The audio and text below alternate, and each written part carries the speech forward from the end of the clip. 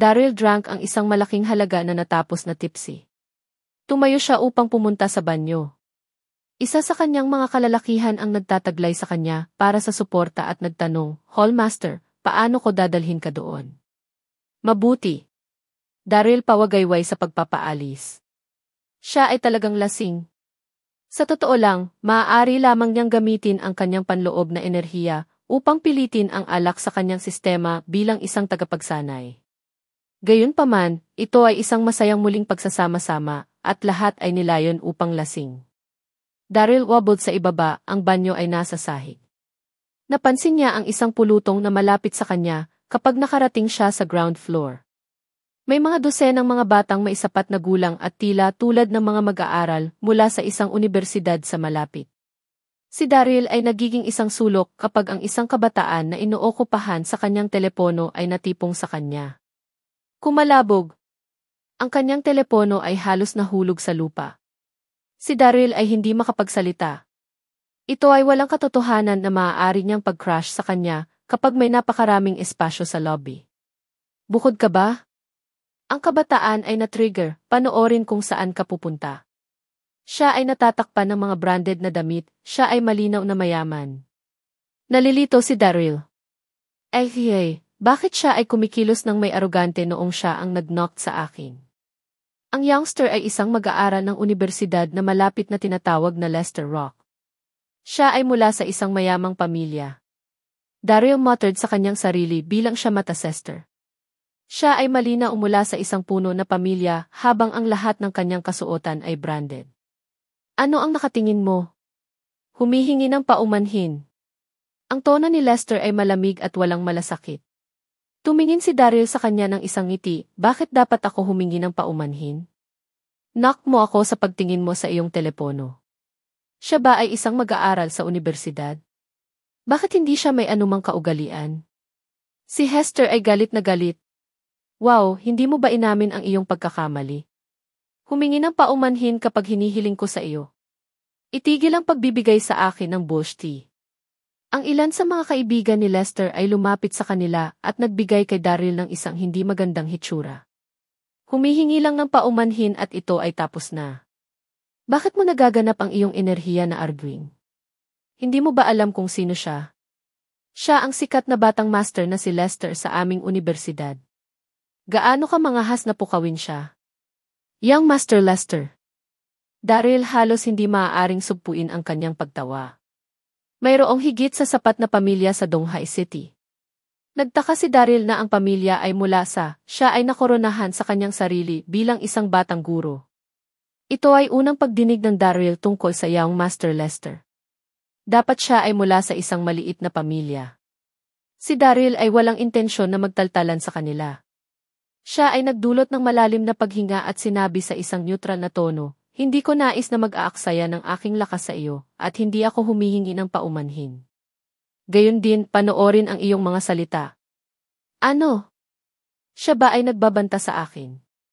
Si Lester ay nagbubuga ng kanyang mga kilay habang napansin niya ang pabango ng alak mula sa Daryl at siya ay tumawa ng tuyo. Hindi mo dapat malaman ang iyong posisyon dahil ikaw ay lasing. Hayaan mo akong matikman ka. Ang isang pahiwatig ng panganib ay dumarating sa mukha ni Lester at inihagis niya ang kanyang kamao patungo sa mukha ni Daryl. Si Daryl ay isa pang hindi gaanong mahalaga na tao sa kanyang mga mata. Naisip niya na ang Daryl ay nararapat sa pagkatalo para sa pag-iisip sa kanya. Daryl sniptured at stood pa rin.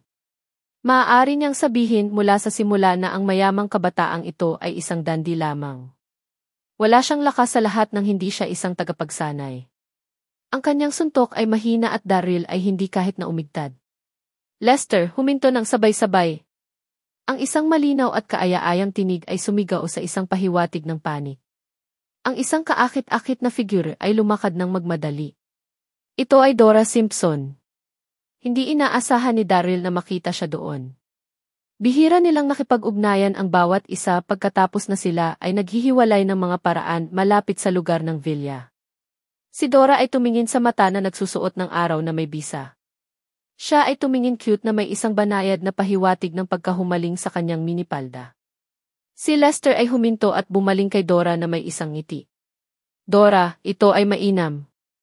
Itinuturo ko ang loko na ito ng isang aralin pagkatapos ay ako ay tama. Kaya si Lester ay kaibigan ni Dora. Siya ay hinabol pagkatapos ng Dora sa kanilang 3 taon ng klase ng sama-sama, ngunit hindi siya interesado sa kanya. Inimbitahan ni Lester ang kanyang klase para sa isang pagkain bilang ito ay ang huling holiday ng Mid-Autumn Festival at nais niyang kunin ang pagkakataong ito upang ikumpisal kay Dora. Si Dora ay lumakad ng labis, Lester, ang kanyang pangalan ay Daryl, siya ay kaibigan ko. Itigil ang pag-ingay sa kanya. Hindi ako pestering sa kanya. Sinubukan ni Lester na ipaliwanag. Hindi ka. Kaya bakit napakarami sa iyo ang nagsasara sa kanya? Sinuhit ni Dora ang kanyang paa sa galit. Lester, mangyaring itigil ang paghihirap sa kanya. Maaari mo bang gawin ito para sa akin? Itinuro ni Dora si Daryl sa likod niya. Alam niya na ang pamilya ni Lester ay kasangkot sa mafia. Narinig niya na ang ama ni Lester ay may dose-dosenang mga mandirigma. Si Daryl ay magdurusa ng mga kahilahilakbot na kahihinatnan kung sinasaktan niya si Lester. Kahit na si Daryl ay isang negosyante at si Jade, tinawag siya ng tagapamahala mula sa Windon Group sa daddy sa villa, hindi niya kayang saktan ang ulo. Si Lester ay naghigpit at skinted, ibibigay ko sa iyo dahil hiniling ako ni Dora. Mag-ingat sa susunod na makita ko kayo. Ang kanyang mga lalaki ay lumakad malapit sa Daryl at spat. Ikaw ay maswerteng. Ikaw ay maswerteng ang batang master na si Lester ay nasa isang magandang kalagayan ngayon o gusto mo na maging kit. Si Daryl ay ngumiti nang hindi nagsasabi ng isang salita habang iniisip niya, lahat kayo ay magiging daan patungo sa ospital ngayon kung hindi para sa Dora. Mayroong higit sa 100 disipulo mula sa walang hanggang buhay na palasyo ng sekta sa loob ng taas. Nagtataka ako kung ano ang mangyayari kung nagsimula ang isang babae sa akin at ang mga disipulo ay nagmadali sa silong.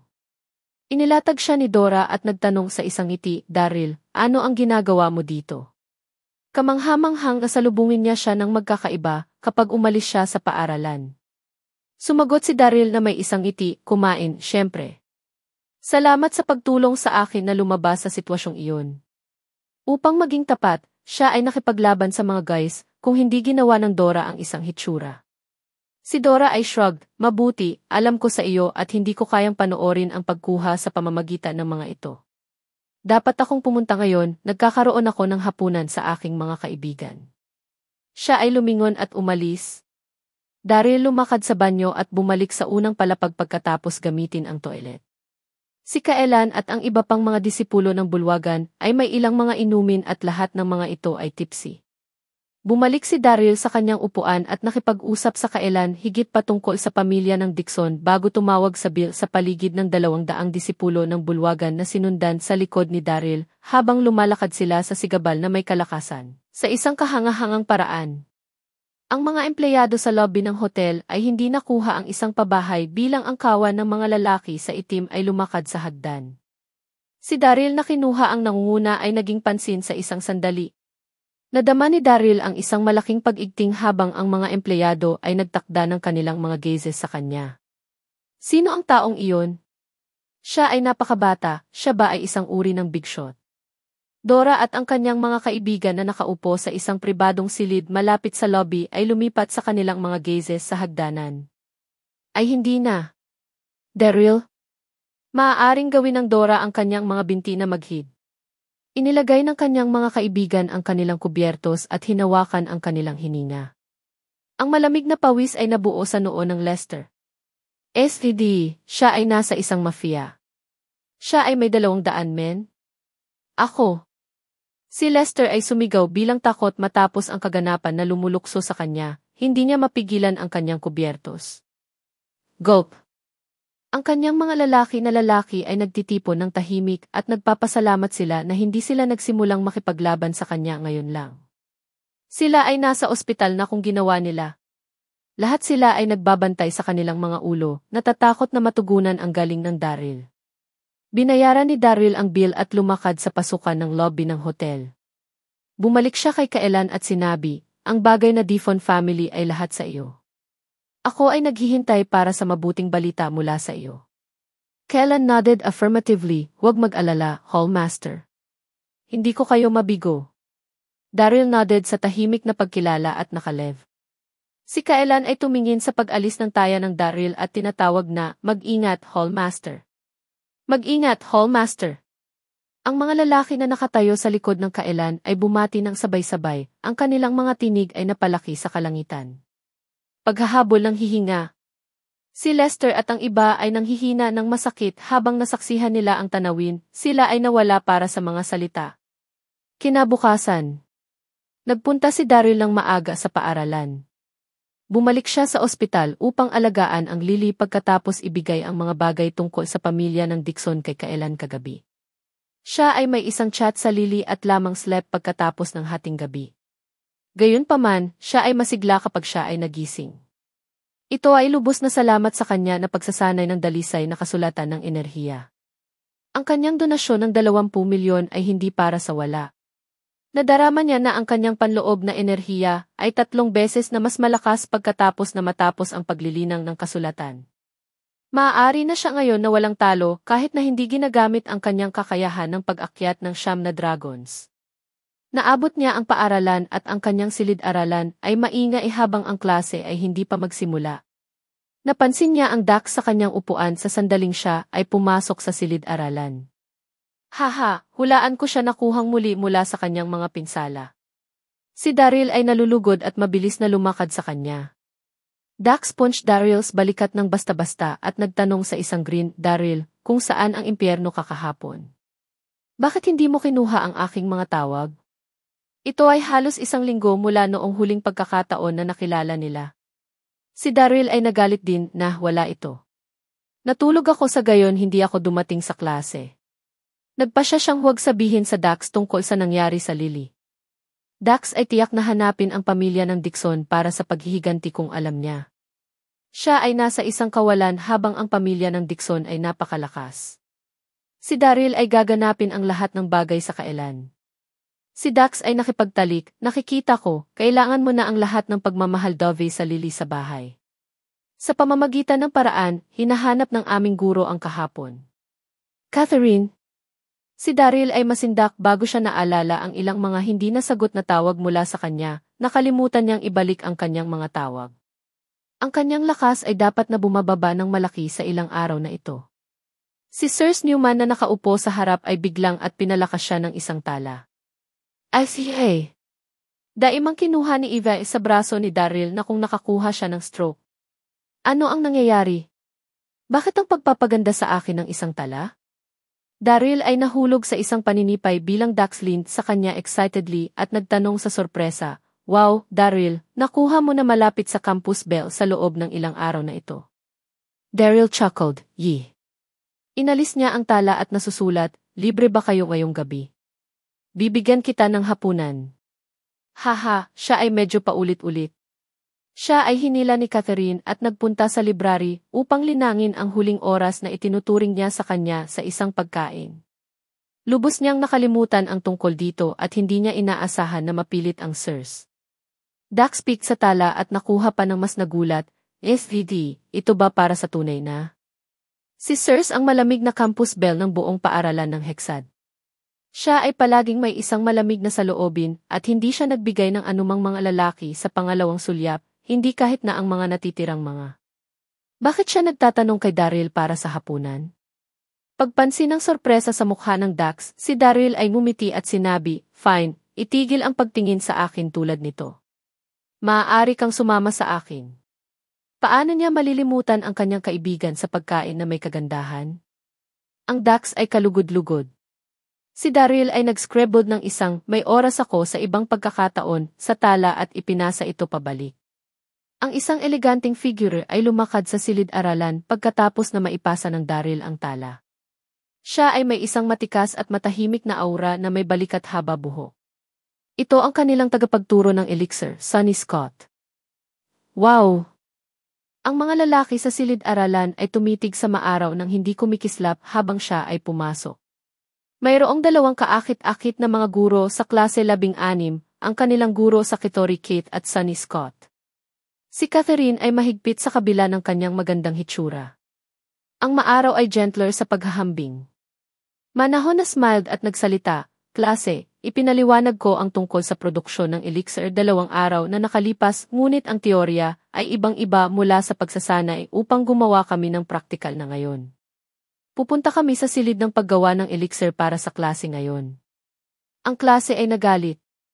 Wala sa kanila ang may anumang bagay na gagawin sa elixirs bago ito. Ang produksyon ng elixir ay isang kumpletong misteryo sa kanilang mga isipan. Ang silid ng paggawa ng elixir ng paaralan ng Hexad ay may isang sinaunang kapaligiran na may maraming mahalagang mga damo na nakaimbak sa loob. Ang klase ay nakapagkuyod sa harap ng elixir kumukulo palayo. Ang maaraw ay ang unang sa linya at siya ay naturuan ng mahina, huwag lamang hawakan ang aparatong nasa silid. Ngayon, ipapakita ko kung paano gumawa ng isang pingga sa dugo. Ang mga tabletas ng dugo clothing ay napaka-epektibo upang gamutin ang mga panloob na pinsala. Ito ay isang uri ng healing medicine. Kinuha niya ang ilang mga sangkap at pinainit ang kumukulo na palayok upang makagawa ng mga tabletas. Ang mga mag-aaral ay nag-iisa sa kaguluhan dahil ito ay ang kanilang unang pagkakataon sa pagproseso ng pill production. Napanood nila ng masidhi na walang kumikislap habang natatakot silang makaligtaan ang anumang bagay. Aysan, hindi maaaring makatulong si Daryl ngunit biglaan. Alam niya na ang mga tabletas ng dugo clothing ay lubhang pangkaraniwang mga tabletas at ang paggawa ng mga ito ay hindi nangangailangan ng mga komplikadong hakbang. Gayunpaman, naligaw ang maaraw ng isang sangkap, ang yelo na nagbubuga ng damo. Ang damo ay paglamig sa kalikasan at ito ay gagana upang ayusin ang init sa proseso ng produksyon ng pill. Ang kubo ng kumukulo ay maaaring sumabog nang wala ito. Si Daryl ay kailangang boses, Miss Scott, maghintay. Gayunpaman, huli na ang bilang maaraw na isinara ang talukap ng mata at ang mga apoy sa ilalim nito ay nasusunog na. Maaraw ang tumingin sa Daryl sa pagkamausisa at nagtanong sa isang banayad at kaaya-ayang tinig. Mayroon ka bang mga katanungan? Ang mga mag-aaral ay nagtakda ng kanilang mga hindi magiliw na mga gazes sa Daryl. Ito ay isang bihirang okasyon na ang kanilang magtuturo ay nagpapakita ng produksyon ng pill. Ano ang gagawin niya muli sa oras na iyon? Si Daryl ay nakangiti sa maaraw, Miss Scott, dapat mong ilabas ang apoy. Ang paggawa ng isang pus ng dugo clothing ay kukuha lamang ng 3 minuto. Half 1 minuto na naipasa sa pamamagitan ng pagkatapos. Ang palayok ay bubuns sa 1 pang 2 minuto. Ang mga estudyante ay nasugatan kung ang apoy ay hindi inilalagay. Maaraw na sinamsam at mumiti, bakit dapat kong gawin iyon? Mayroong maraming mga ipinagbabawal na alituntunin sa proseso ng pill na gumagawa mula noong sinaunang panahon at naglalagay ng apoy sa gitna ng proseso ay isa sa mga ito dahil ito ay magiging sanhi ng pinsala sa nasusunog na palayo. Naalala ni Sonny na sinabi niya sa klase ang tungkol noon. Siya ay dapat na pangangarap sa klase. Siya ay isang maliit na dispiste. Daryl, hindi ka ba nakikinig sa akin sa klase? Sinulat ni Sonny, hindi mo dapat ilagay ang apoy habang gumagawa ng isang tableta. Inulit ko ito maraming beses. Miss, napalampas mo ang isang sangkap.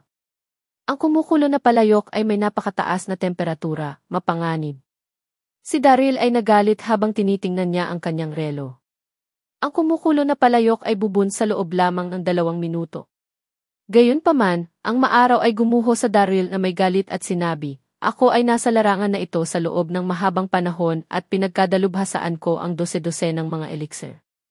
Kahit na ito ang aking unang pagkakataon na gumagawa ng isang pinggan ng dugo clothing, ito ay isang baguhan ng antas ng tableta at ito ay medyo madali upang gumawa, walang aksidente ang mangyayari.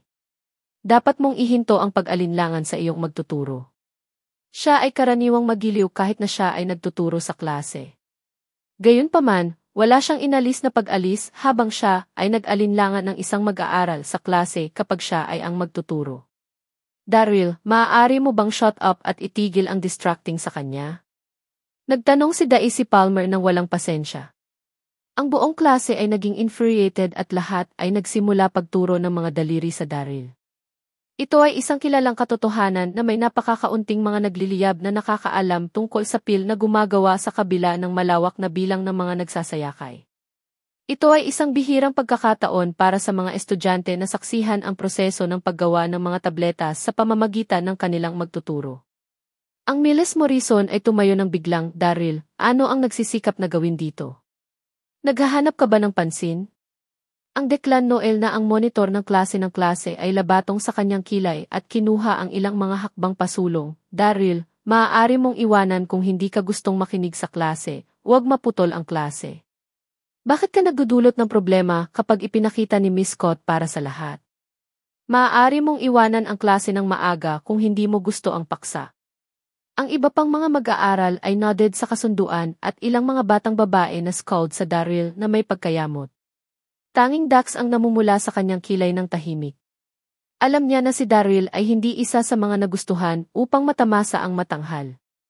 Dapat may dahilan kung bakit gusto niyang ilabas ang apoy. Marahil ay may isang bagay na may mali sa produksyon ni Miss Scott. Si Daryl ay nagalit.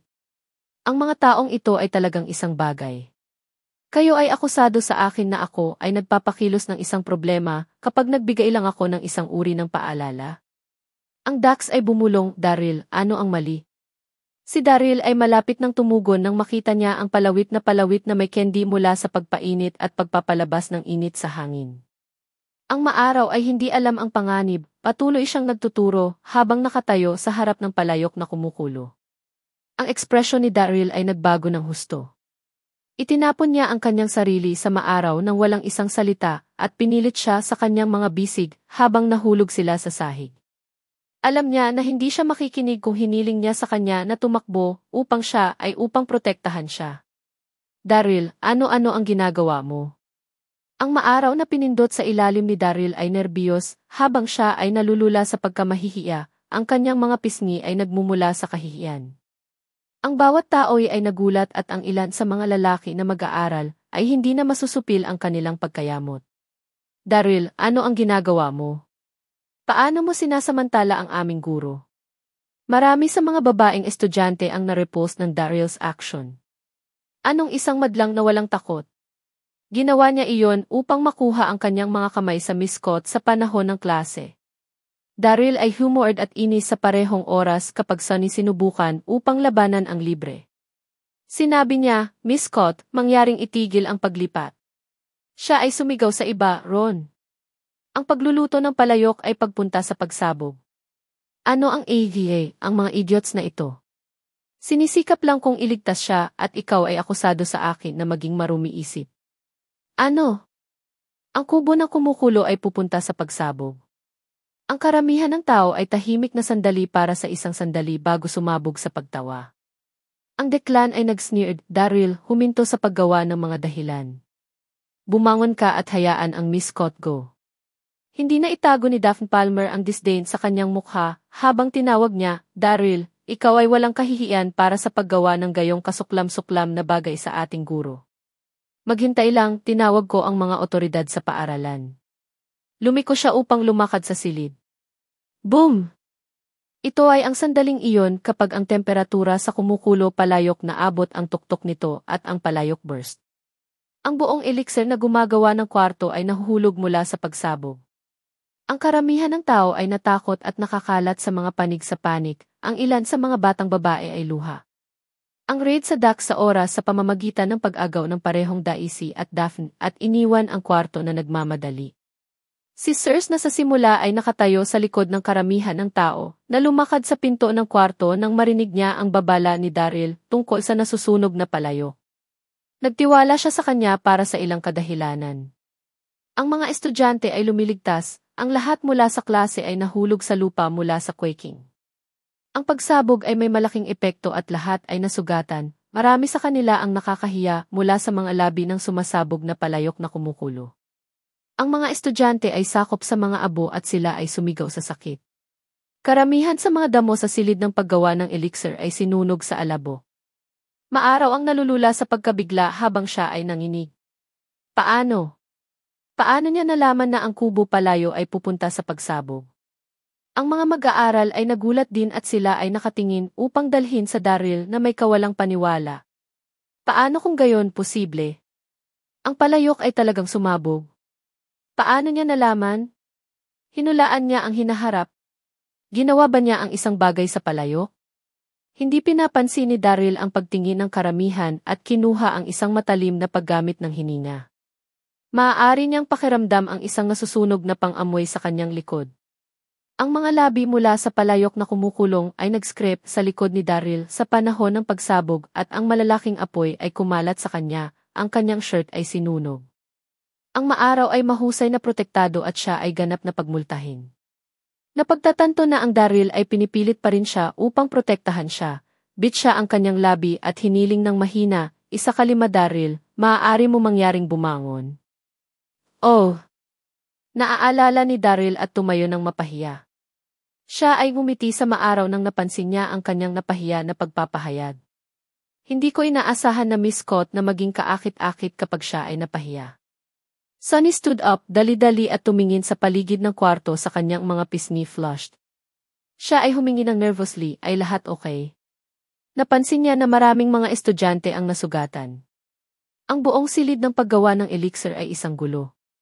Marami sa kanyang mga estudyante ang nagpapanatili ng mga pinsala mula sa pagsabog, lalo na ang mga mag-aaral na lalaki na malapit sa kumukulo na palayok, mayroon silang mas malubhang pinsala. Gayunpaman, siya ay napagpasyahan na walang namatay. Sonny panicked. Magmadali sa paaralan ng paaralan. Nabawi ng mga mag-aaral ang kanilang pagkaulo kapag narinig nila ang mga salita ng kanilang guro. Ang mabigat na nasugatan ng mga estudyante ng lalaki ay sumuporta sa bawat isa at lumakad sa direksyon ng Inspirmar. "Daryl!"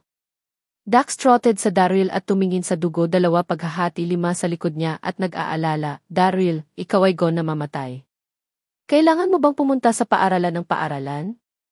Pagkatapos, binigyan niya ang Daryl ng isang malaking hinlalaki. Kapansin-pansin na alam niya na ang palayok na kumukulo ay bubundugin, kahit na ang kanyang anak ay nagulat. Ito ay maswerte na ang Dax ay tumugon sa oras at hindi nasaktan, kahit na siya ay nasave ang kanyang mga kapatid na babae ng pinsan. "Hindi ako mamamatay." Daryl chuckled. Ang sakit ay bumaba na parang mga menor de edad na abrasion lamang. "Gagawin iyan. Susuriin ko muna ang aking mga pinsan." Nakuha nila ang isang malaking pagkabigla, sabi ni Dax before na nag-iimbak, na iniiwan lamang ang Daryl at maaraw sa silid ng paggawa ng elixir. "Daryl?" Mahusay na hindi mapigilan ang kanyang pagkamausisa at humingi, "Paano mo nalaman na ang kubo ay lumalabas?" Hindi pa rin siya sigurado sa dahilan kung bakit nangyari ang pagsabog. Nakalimutan ba niya ang isang hakbang habang gumagawa ng dugo clothing pill? Ito ang kanyang unang pagkakataon na gumagawa ng mga tableta sa dugo clothing pagkatapos ng lahat. Naisip niya na ang tableta ay isang antas ng baguhan at ang produksyon nito ay magiging madali. Sumagot si Daryl na may isang ngiti, "Miss Scott, napalampas mo sa isang sahog, ang yelo na nagtagumpay sa damo ng mga function upang ayusin ang init." Nagpatuloy si Daryl sa isang malubhang tono, "Ang damo ay isang sapilitang sangkap sa paggawa ng mga tabletas ng clothing ng dugo, o magkakaroon ng panganib sa pagluluto ng palayok na hukbo dahil sa napakataas na init." Mahusay na naintindihan at nodded, "Nakikita ko." Hindi siya dapat gumawa ng mga tabletas ng walang ganap na kumpiyansa sa hinaharap. Ito ay maswerte na walang sinuman ang nakamamatay na pinsala mula sa pagsabog. Sonny nakabukas sa Daryl na may pagkamausisa, "Daryl, alam mo ba ang alchemy masyadong?" Hindi niya alam na ang yelo na coagulating herb ay isang kinakailangang sangkap sa paggawa ng dugo tagay ng mga tabletas. Gayunpaman, nakita ni Daryl sa lahat ng bagay. Naisip ni Daryl ang ilang sandali at nagbigay ng mapagpakumbaba ng ngiti, "Alam ko ng kaunti na laging interesado ako sa elixirs. Nagsagawa ako ng 3 sa 4 sa kanila." Ang maaraw ay impressed, ang elixir na gumagawa ay isang maunlad na larangan sa sinaunang mga panahon, ngunit maraming mga resipe ang nabigo na maipasa mula pa.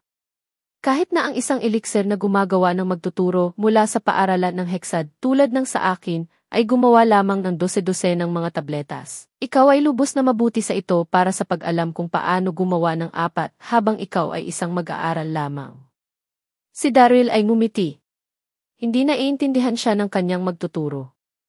Ang ibig niyang sabihin ay pinagkadalubhasaan niya ang 4 na mga recipe sa halip na alam lamang kung paano gumawa ng 4 na uri ng elixirs. May libu-libong mga elixir sa walang katapusang malita ng elixir. Binabasa ito ni Daryl tuwing may panahon siya at pinag-aralan niya ang manu-manong lubusan. Maaaring sabihin na maaari siyang makagawa ng libu-libong elixir at tabletas hanggat mayroon siyang tamang sangkap. Isabela patuloy, talagang hindi ito mahirap na makagawa ng isang elixir. Ang susi ay upang makabisado ang proporsyon ng mga hilaw na materyales at pamamahala ng init, pagkatapos ay ang tagumpay ay magiging isang tagumpay. Gayunpaman, marami sa mga reseta ng produksyon ng elixir ang nawala pagkatapos ng mga henerasyon. Halimbawa, ang makadiyos na tableta, ang pagdiriwang ng espiritu na elixir, ang mga hindi kapanipaniwala na mga reseta na ito ay nawala pagkatapos ng maraming henerasyon. Walang nakakaalam tungkol sa kanila ngayon. Ang magandang mukha ni Isabela ay mukhang malungkot habang sinasabi iyan. Master Sonny ay talagang maganda. Haha, naisip Daryl. Nadama ni Isabela na ang makadiyos na pildolo at espiritu na pagpupulong na si elixir ay mga natatanging reseta. Napakalakas si Daryl nang marinig niya ang mga salita ni Sonny. Upang maging matapat, ang walang sala na elixir ay nagulat na ang makadiyos na pil at espiritu na pagpupulong na si elixir ay mga ordinaryong elixir lamang. Maraming iba pang mga elixirs ay mas mahalaga kaysa sa espiritu petrification elixir. Bukod, ang produksyon ng espiritu ng pagdiriwang elixir ay nangangailangan lamang ng 7 hanggang 8 uri ng mga sangkap, kaya ang proseso ay hindi masyadong mahirap. Ang walang katapusang elixir manual ay nagbanggit ng isang espesyal na elixir na maaaring mabuo lamang ng mga martial saint. Ito ay ang langit na nagtataka kay elixir. Kinakailangan ito sa 50 uri ng raw na material upang mapanglaw ito. Tanging ang uri ng recipe na maaaring mauri bilang komplikado upang makabuo. Iniisip ni Daryl, ngunit hindi siya tumugon. Pagkatapos ay idinagdag ni Isabela, Daryl, dahil interesado ka sa elixirs, marahil maaari kang sumali sa akin sa pagdalo sa kompetisyon ng elixir na gaganapin ngayong linggo sa Donghai City. Elixir Competition. Si Daryl ay nagulat, may kompetisyon sa paggawa ng mga elixir. Maraming mga bagay na maaaring mangyari sa mundo. Isabela nodded, smiled, at sumagot, ang mga cultivators ay may martial arts competition. Siyempre, magkakaroon ng mga kombensyon ng elixir. Ang 6 na sekta ay mag-organisa ng kompetisyon ng elixir 1 beses bawat 3 taon. Idinagdag ni Isabela, kailangan mong maunawaan na ang isang master ng elixir ay talagang bihira sa mga kulturan. Ito ay dahil maraming mga reseta ang nawala. Karamihan sa mga master ng elixir ay nag-aatubili na sanain, upang maging isang master ng elixir bilang ang hinaharap ay hindi tiyak. Ito ay humantong sa pinababang bilang ng mga elixir master sa paligid. Daryl nodded. Si Isabela ay tama. Karamihan sa mga tao na alam ni Daryl, kahit na sila ay mga tagapagtaguyod, o sila ay mula sa mayaman at mayayamang pamilya, wala sa kanila ang may kaalaman sa paggawa ng elixir. Mula pa nang dadalhin ni Daryl ang kakayahan ng paggawa ng mga elixir, ang lahat ay itinuturing sa kanya bilang kanilang tagapagligtas. Halimbawa, si Megan, ang mapagmataas na diyosa, ay kailangang batiin siya bilang isang kapatid upang makuha niya ang isang makadiyos na tableta. O Abay, ang sikat at makapangyarihang tao mula sa Donghai City, ay patuloy na nagdurusa sa Daryl upang sanain siya sa kakayahan ng paggawa ng mga elixir. Nagdagdag pa ang Isabela, ang layunin ng kombensyon ay upang piliin ang pinakamahusay na master ng elixirs sa 6 na sekta. Sa panahon ng kompetisyon, ang elixir na ang rarest ay iginawad ang pinakamataas na marka, na may brewer na may pinakamataas na pagkakataon ng pagiging kampiyon. Ang kampiyon ay makakatanggap ng isang espesyal na premyo, habang ang una at ikalawang runner ay makakakuha ng pagkakataon upang matuto ng isang espesyal na kasanayan mula sa 6 na sekta. Wow! Nagkaroon ng premyo. Pagdinig na, si Daryl ay nasasabi. Kahit na hindi siya maaaring maging kampiyon, walang pinsala sa pagiging una at ikalawang runner-up. Nagpatuloy si Isabela, nakikibahagi ako sa kompetisyon ng elixir sa taong ito. Isinasaalang-alang ako ng isang katulong na elixir, at interesado ka sa elixirs, maaari kang sumali sa akin bilang elixir assistant. Idinagdag ni Isabela ang excitedly, Daryl, ang elixir competition ay gaganapin minsan 1 beses bawat 3 taon. Dapat mong pinahahalagahan ang pagkakataon at huwag palampasin ito. Matututo ka ng maraming. Haha! Daryl kinuha ng isang malalim na hininga at mumiti habang nodding, sigurado. Wala siyang intensyon na sumali sa kompetisyon, ngunit pagkatapos ng pag-iisip ng higit pa, nadama niya na walang pinsala sa pagsali. Magkakaroon ng maraming mga master ng elixir sa kompetisyon na malamang na nagdulot ng maraming mga hilaw na materyales sa kanila.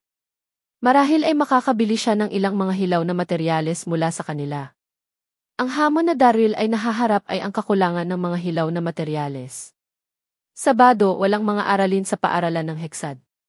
Ilang araw na ang nakalipas ang Oven ay sumabog sa silid ng elixir dahil sa mishandling sa pamamagitan ng maaraw, si Daryl ay nasugatan sa aksidente na iyon. Kahit na ito ay mga menor de edad na pinsala, hindi maaaring gawin ito ni Daryl sa plano ng hapunan na may SARS. Si Lily ay pinalabas mula sa ospital sa araw na iyon. Sa paggamot ni Shelly, si Lily ay mahusay na nakabawi.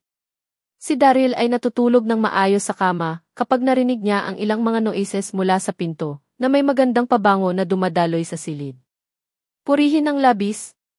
Ang susunod na segundo, nararamdaman niya ang isang pares ng mainit na mga labi na hinahalikan sa kanyang mga labi. Lily smiled, mahal, oras upang gisingin, ang araw ay up. Nag-iral ang buhay ni Lily. Sa wakas ay naunawaan niya na kailangan niyang pahalagahan ang buhay.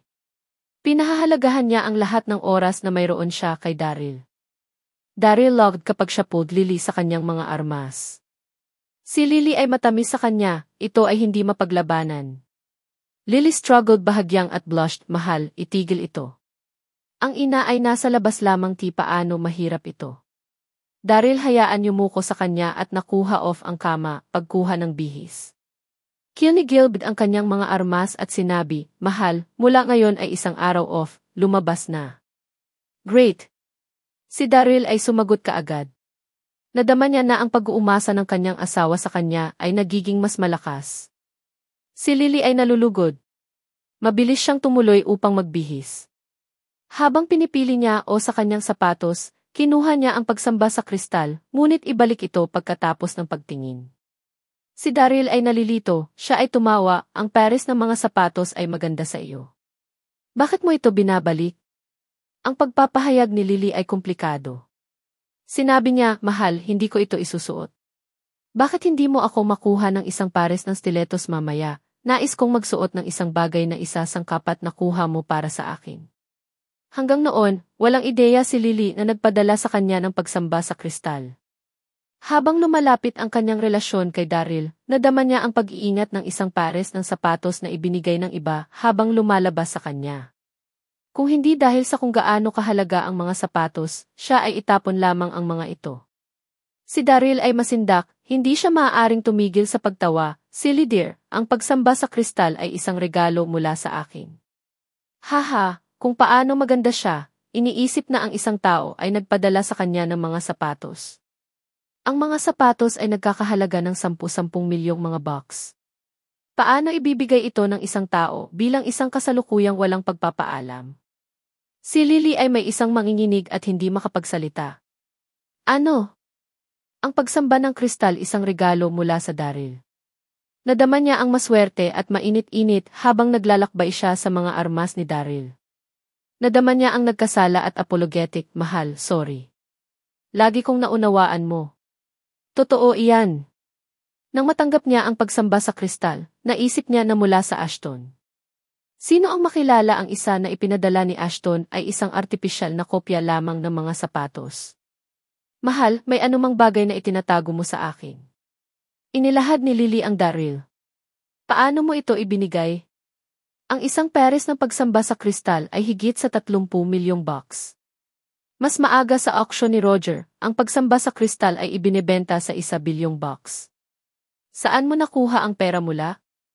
Bukod, sa ibang araw sa ospital, bakit ang kailan ay nagpakita sa iyo, kahit na siya ay naroroon upang mangolekta ng kanyang utang?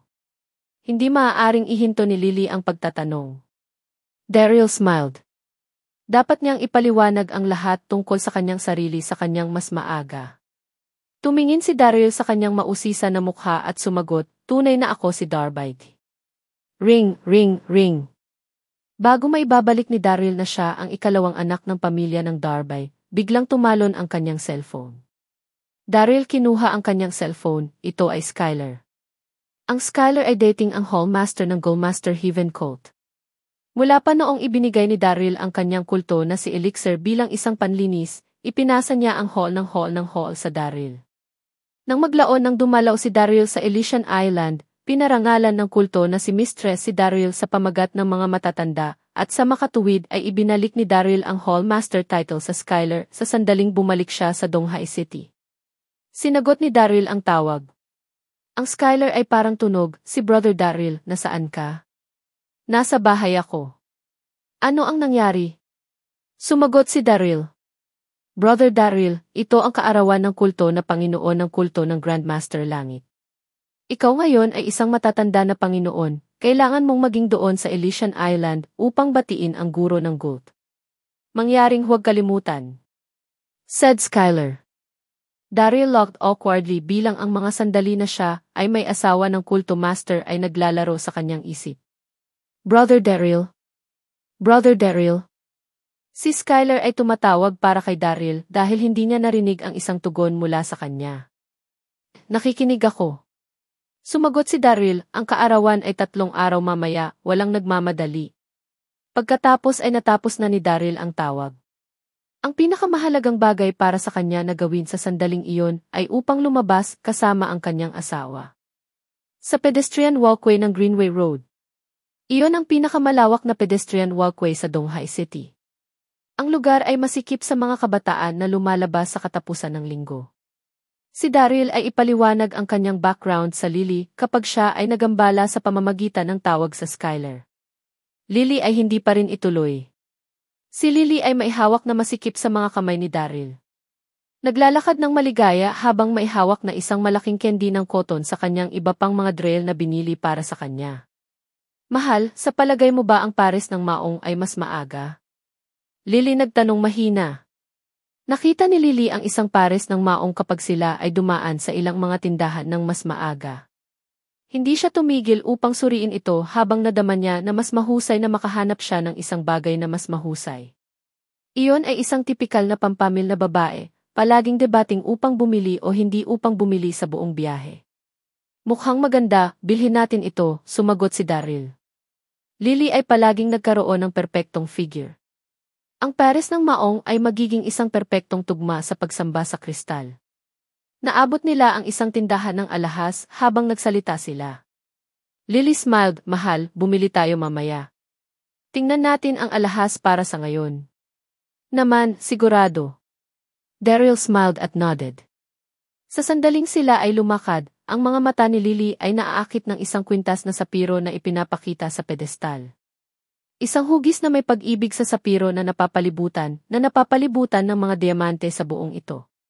Ang pagkakagawa ay napakabuti, mukhang napakaganda. Ang katulong ng tindahan ay agad na nagpunta upang ipaliwanag ang higit pa tungkol sa kwintas habang napansin niya ang kanilang pagdating.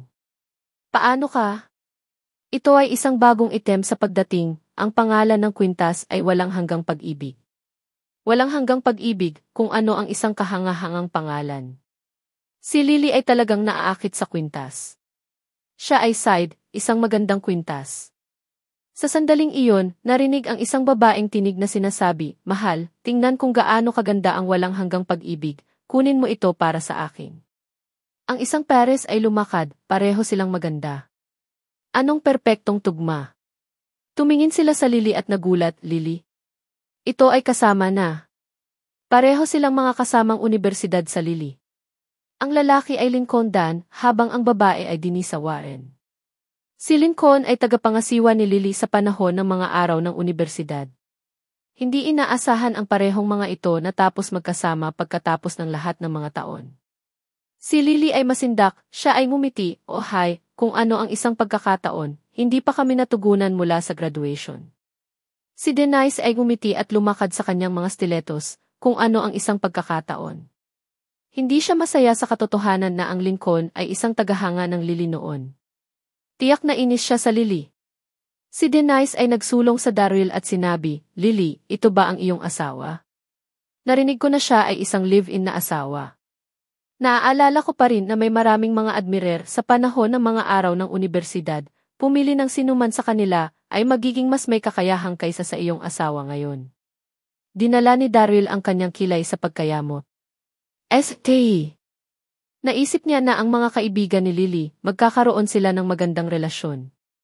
Hindi niya inaasahan ang mga masakit na salita na lumabas mula sa bibig ni Denise. Sila ay tumingin mabuti sa kanilang mga dressing, ngunit walang mga kaugalian sa lahat.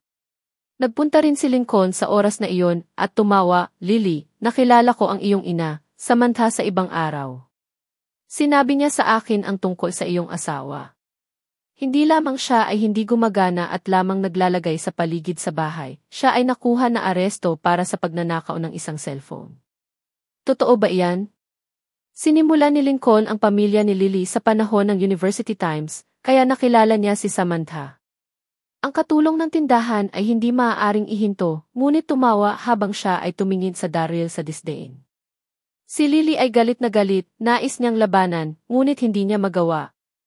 Ang Daryl na inaresto para sa pagnanakaw ng isang cellphone ay totoo. Nagbigay si Lincoln ng malamig na ngiti na nakikita na hindi nagtula si Lily. Hindi mo ako pinilit kapag ginagamot ko kayo bilang aking diyosa. Hanapin kung saan ka natapos ngayon? Sa isang magnanakaw at isang live-in na asawa? Isipin ang Lincoln. Si Daryl ay pinilit ang kanyang mga kilay at binabaliwala ang mga ito. Sinabi niya sa katulong ng tindahan, "Magkano ang walang hanggang pag-ibig? Gusto kong bilhin ito." Dahil nagustuhan ni Lily ang kwintas, pinlano niyang bilhin ito at umalis. Hindi pinapansin ang mga salita ni Daryl, idinagdag ni Lincoln, "Huwag ibenta ito sa kanya." "Gaano karaming mga necklaces ito na mayroon ka?" "Gusto ko ang lahat ng mga ito." Ang shop assistant ay nasa shock. Pagkatapos ay siya ay ngumiti at sumagot, "Sorry, Gators, mayroon lamang isa. Mayroon lamang isa sa mga ito sa buong lungsod ng Donghae. Ang presyo ay napakamahal." "Mahal? Gaano mahal?"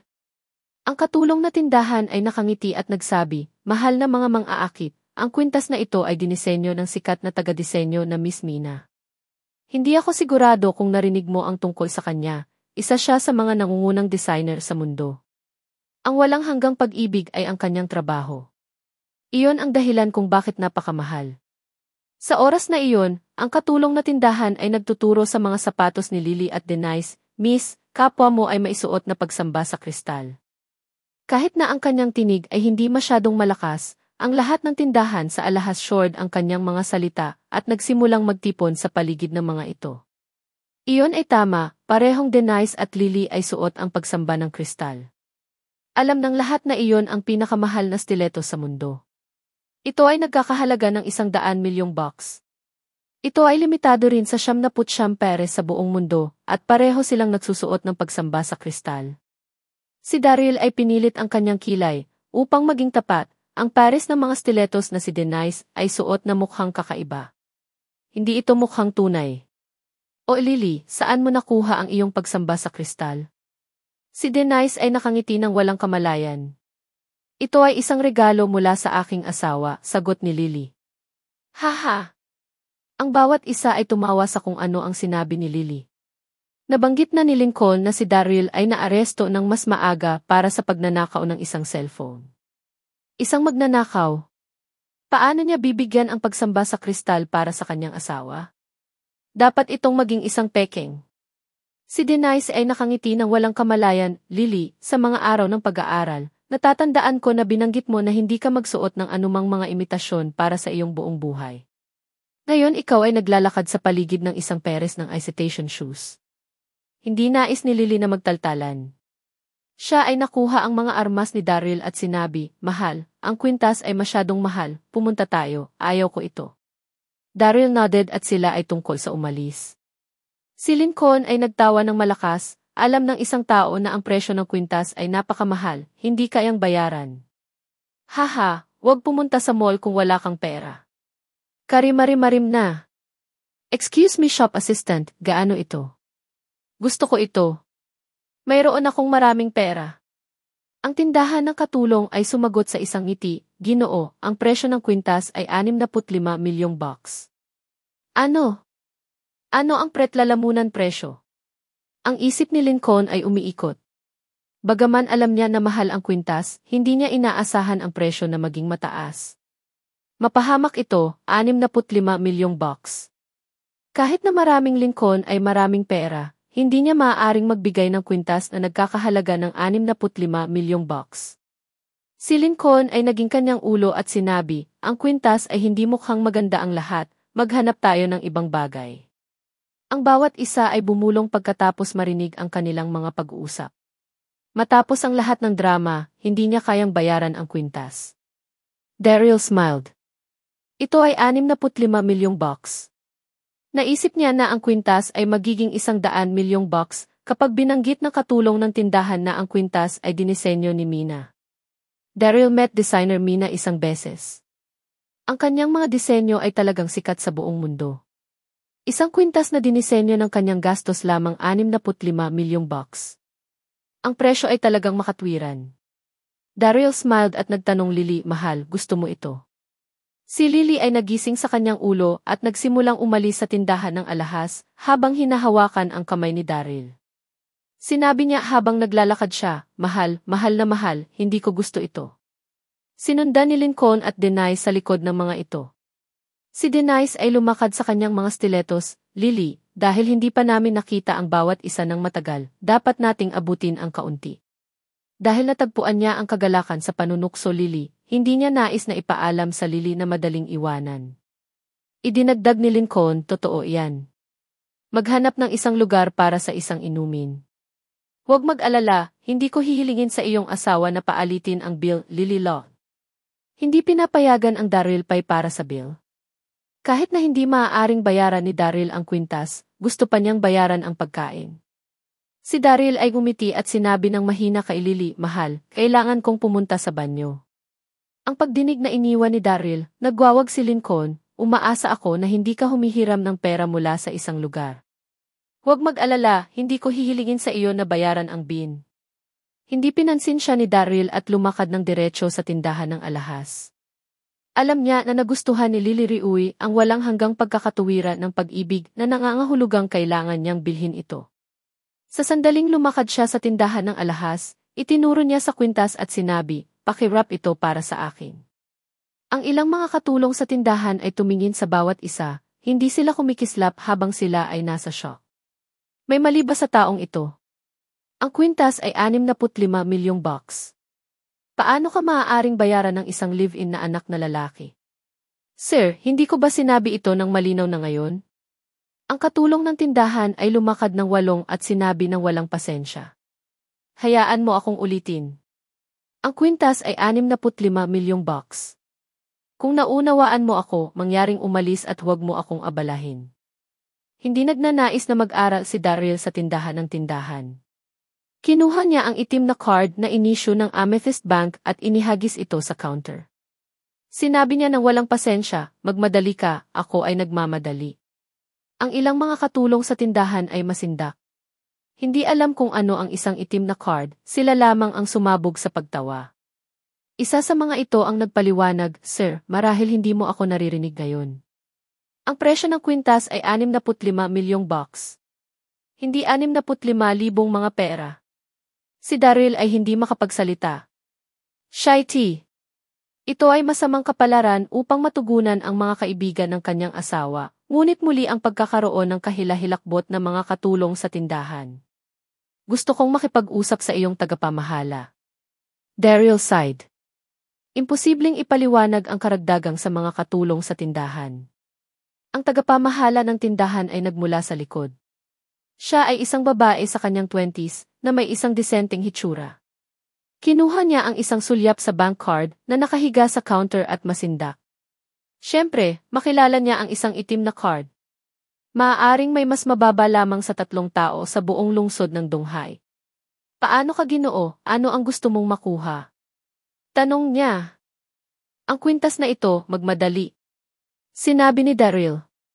Ang natitirang bahagi ng mga katulong sa tindahan ay mabilis na nag-aalis at nagsalita ng mahina sa kanyang tagapamahala, Manager Davin, ito ay isang troublemaker. Siya ay isang live-in na anal-in-law, siya ay naaresto para sa pagnanakaw ng isang cellphone ng mas maaga. Pumunta siya sa bilangguan para sana. Hindi niya kayang bayaran ito, huwag pansinin siya. Shut up! Scuttled ang tagapamahala ng tindahan. Pagkatapos ay kinuha niya ang back card at mag-swipe ito sa pamamagitan ng terminal. Ding! Ding! Tagumpay sa pagbabayad. Ang lahat ay masindak. 65 milyong bucks ang dumaan. Bilang karagdagan sa mga iyon, ang mga card ng bangko na inisyu ng Amethyst Bank ay magpapakita ng balanse sa bangko sa dulo ng transaksyon. Isang mahabang string ng mga numero na ipinapakita sa screen ng computer. Pagkatapos bumili ng kwintas, ang balanse ng bangko ay ilang bilyong bucks. Ang lahat ng mga katulong sa tindahan ay nanginginig at maaaring bahagyang tumayo tuwid. Siya ba ay isang live-in na banal na lalaki? Ano ang nangyari? Ang tagapamahala ng tindahan ay lumakad sa Daryl at ipinasa pabalik ang bank card ng magalang, ikinalulungkot ko si Sir para sa nangyari. Hindi naghihintay para sa kanya upang tapusin ang apologizing, na interrupted Daryl, iyon ay pagmultahin, mangyaring ipak ito ng mabilis. Nais lang niyang bumili ng kwintas, kung ano ang isang problema. Ang area manager ay nodded agad, sigurado. Pagkatapos ay lumipat siya sa natitirang mga tindahan ng tindahan at sinamsam, bakit ka nakatayo pa ba doon? Magmadali, pak ang kwintas para sa aming pinapahalagahang customer dito. Ang ilang mga katulong sa tindahan ay nagtapos sa kanilang sarili at nagpunta sa pak sa kwintas. Pagkaraan ng ilang sandali, lumakad si Daryl na umalis sa tindahan na maihawak na kahon ng regalo. Hindi malayo, ang Lincoln at Denise ay nakikipag-chat pa rin kay Lily. Napagpasyahan ni Denise na ang pagsamba sa kristal na si Lily ay suot ay isang imitasyon. Hindi niya maaaring ihinto ang panunukso Lily at pagtatanong sa kanya kung gaano siya binayaran para sa imitasyon ng produkto. Si Lily ay nagising sa kanyang ulo, hindi ko alam. Ibinigay ng aking asawa ang mga sapatos sa akin. Ang mga produkto ng imitasyon ngayon ay tumingin sa tunay na hindi mo iniisip. Sinabi ni Denise na malakas upang maakit ang pansin. Dumating si Daryl sa sandaling iyon at ibibigay ang kahon ng regalo kay Lily na may isang ngiti, mahal, isang regalo para sa iyo. Si Lily ay napakasaya, hinahalikan niya si Daryl, salamat mahal. Bubuksan niya ang kahon ng regalo.